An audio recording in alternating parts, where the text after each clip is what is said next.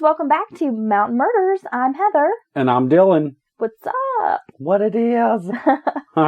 We went to dinner tonight. I rarely complain about service. Yeah, you do. Or food. You appreciate that it's a tough job. I do. Exactly. Right? Well, we went to dinner tonight. It's happened twice. One of my favorite restaurants, which is an Indian spot. It's very good. Love it.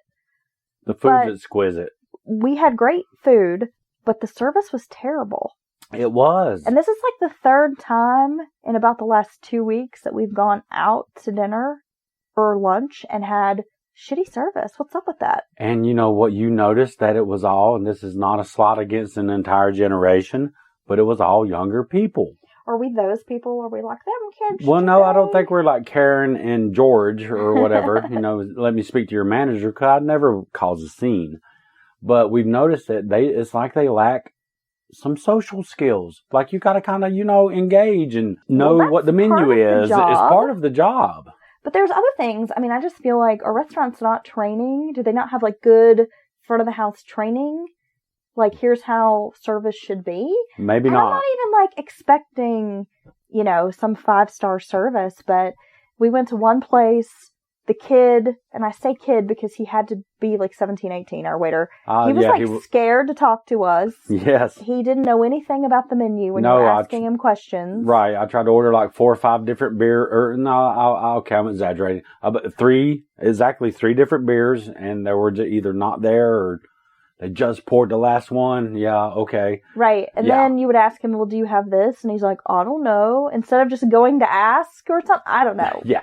And then tonight, we waited, 20 minutes after we ordered to get drinks. Well, they brought the drinks when they brought the food, which was the wrong food. Yes. So we finally got our drinks about 20 minutes later. Yeah, because when they come and say, let me get your drinks, you expect them, hey, my drinks, my tea or my beer or whatever, water is going to be back in just a minute. But this place apparently thinks they're supposed to serve your drinks with your food. And then at least we got the drinks at that point, but still we're waiting on our food. Yes. But the food was freaking excellent. So it was great. But then we never got refills. They never came back to ask you if you wanted to grab another beer. Which I did. I know. You know I did. I want to. I know. I want to during our dining experience. You are like Gary Busey in Point Break. Utah, get me 2. Yeah. He needs 2. If he's gonna have 1, he's gonna have 2. Yeah. But that's it, though. But no, there was none of that. And then we sat there for I'm going to say 10 or 15 minutes waiting on our bill. Oh, I think it was longer than that. Twiddling our thumbs. Yeah. So it was a place with excellent food. But and our server was nowhere to be found outside. She had a brand new table sitting next to us that sat there forever and ever, and she never came to take their order. And then she walks by us 3 or 4 times, finally goes over to those people, and then isn't concerned at all about getting us our ticket. Right, the people that came in 20 minutes behind us. Card out on the table, indicating, hey, bring me a check. Anyway, I know we are complaining, but geez, I don't understand what's up with service today. Oh, I was just thinking maybe some of our listeners could relate. I'm sure they've experienced the same thing. I can't believe that we never go out. I know. The handful of times we go out in 6 months, we had shitty service. I know. And they were all young people, and I'm not disparaging an entire generation. That's the facts, people. But damn it. Yes. If you work in I could do better. Food service. I'm personable. Ask me if I want a refill and bring me my check. That's upsell me. Upsell me. Get that guy who obviously is looking over there quivering, wanting a second beer. That guy is dying for a second beer. I know. My baby was fiending for some more booze. It was a good beer, though. It was a Whippoorwill Wit. I know. What from Morganton. Yeah. What was okay. That? So here's a local beer report. We have no sponsors, but we're just going to tell you how we live. It was a Whippoorwill Wit from Morganton, North Carolina. Do you know what the brewery or the no, I didn't. I'm sorry. But if you look that up, I'm sure that would pull it up, guys. And it was great, huh? And gals, if you want to try it out. As far as a wit goes, it was perfect. I could taste the aftertaste. Yeah. But there were notes of coriander. There were.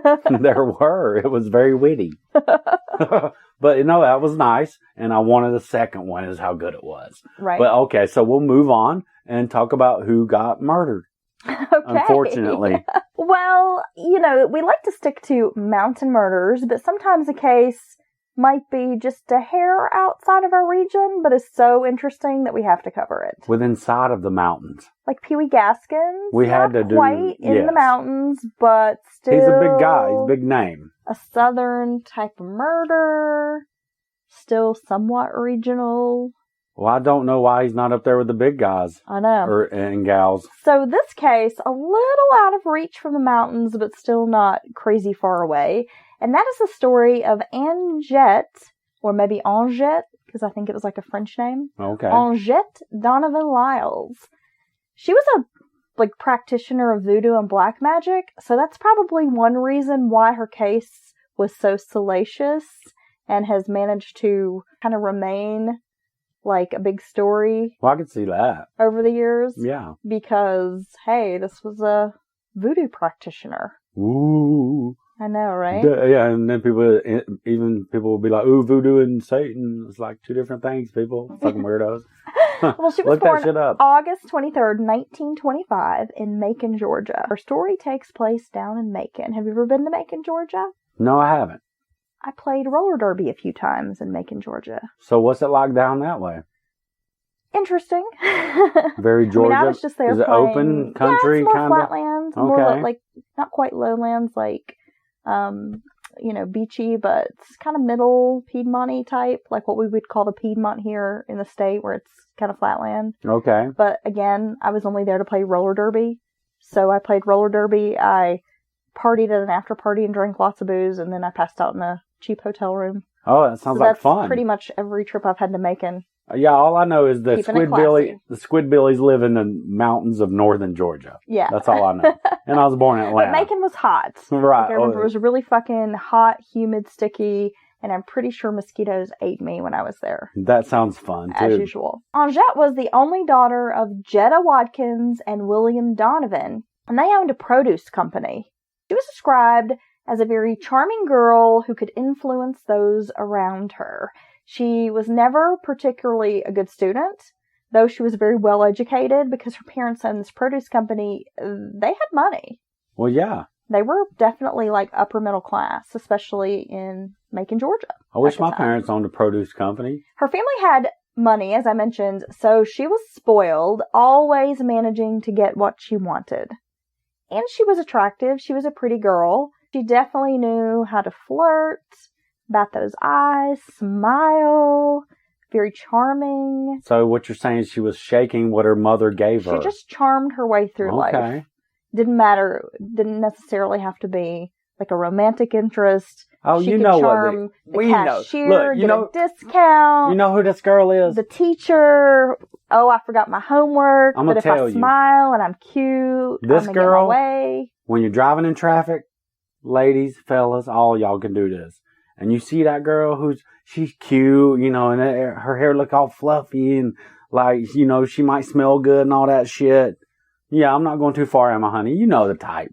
But then you you don't let her out in traffic.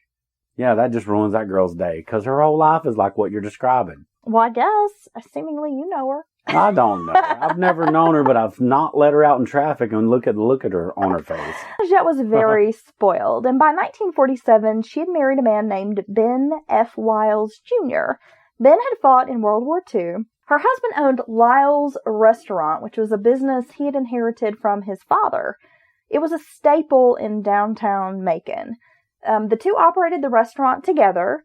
Anjette was very skilled in customer service. Again, very charming, outgoing, personable, was great with the customers.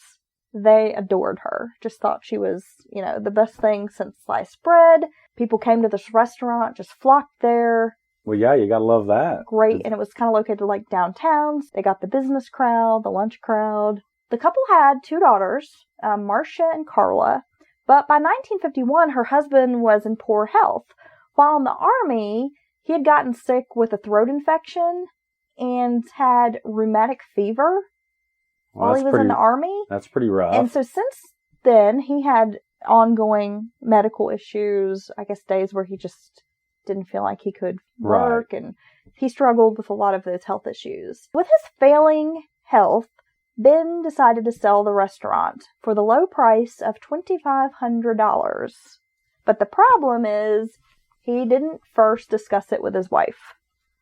Okay, so that's not going to work out for him. He went behind her back, sold this restaurant, and even at that time, $2,500 for a restaurant of this popularity was very low.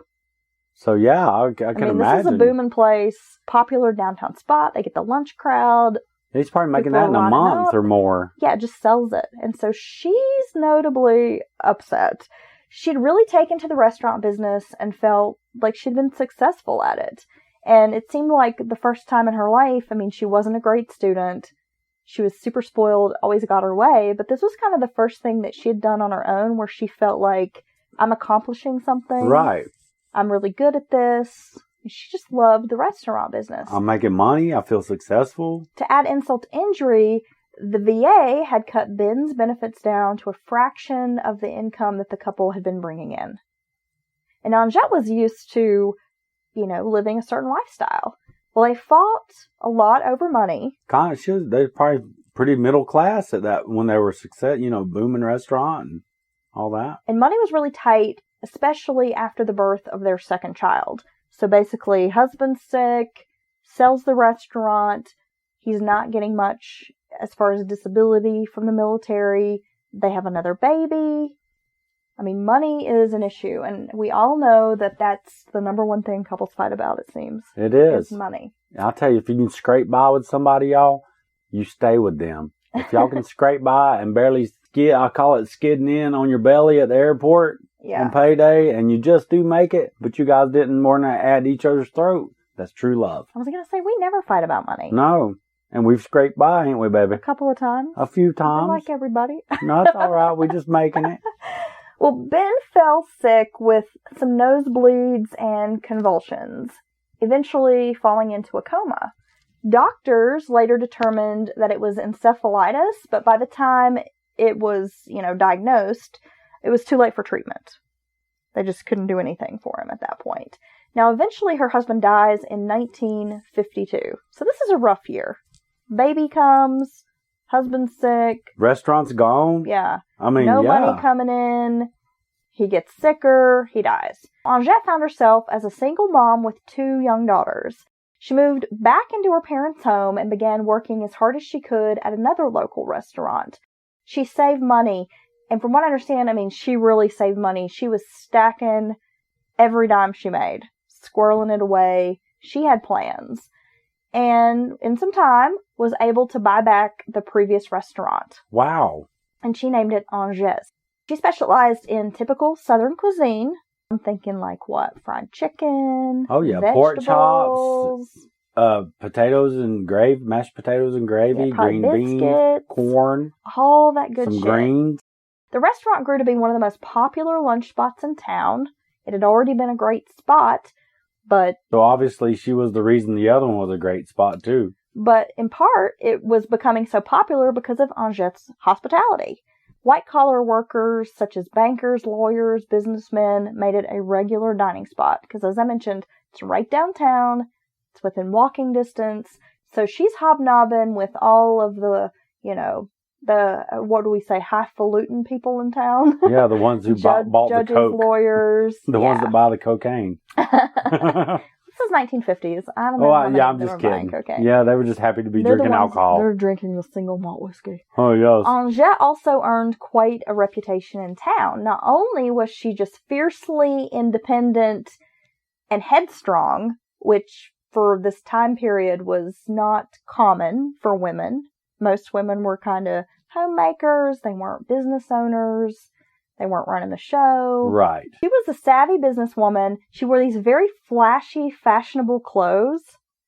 Always decked out, dressed to the nines, hair perfect. So she's making an impression everywhere she goes. In photos that I've seen of Anjette, she's got big platinum bouffant type teased up, big bouffant hair, lots of makeup, just very glamorous for that time period. And she drove around in fancy cars. Always had a nice new car. She caught the eye of several men in town, and gossip would eventually make its way around. Due to her outgoing personality, many interpreted this as being overtly flirty, but I think